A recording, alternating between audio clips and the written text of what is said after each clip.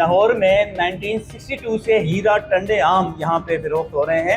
ये आम पाकिस्तान भर से जमा किए जाते हैं। मुख्तलिफ अक़साम के आम हैं। 6 दहाइयाँ गुजरने के बावजूद ये आम इस वक्त यहाँ पे ये बेचे जा रहे हैं। तकरीबन 3 पीढ़ियाँ गुजर चुकी हैं। हम भी खाते हैं और आपको भी दिखाते हैं किस तरह ये मुनफरिद आम ठंडे करके लोगों को खिलाए जा रहे हैं। वही आम है जो हम बाजार से लेते हैं, लेकिन ये कहते हैं कि हम ना स्पेशल रखवाते हैं कच्चे आम घरों में, उसे पकाते हैं, फिर यहाँ पे लेके आते हैं। और इनकी प्राइस है 600 रुपये केजी है। ठंडा करने के बाद इनकी प्राइस जरा हाई है, सिर्फ प्राइस नीचे आनी चाहिए।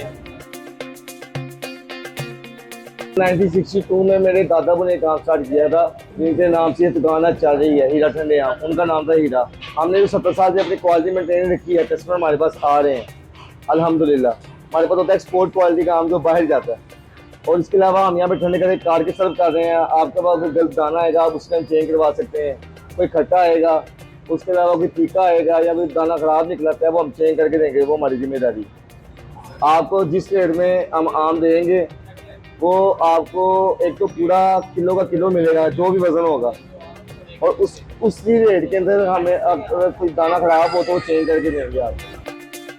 दादापुर ने काम कर किया था आगे, उसके बाद मेरे वालिद साहब खिला रहे हैं। और बाकी जो आम की क्वालिटी को बरकरार रखा है वो मेरे वालिद साहब ने रखा है। वही आम लेके आते हैं, वही आम तैयार करते हैं। हमारा काम है सिर्फ यहाँ पे बेचना। आम की किसान तो बहुत सैकड़ों है पाकिस्तान के अंदर, लेकिन हमारे पास सबसे पहले आता है साड़नी, उसके बाद लगाते हैं सिंदरी, वो खट्टा मीठा होता है।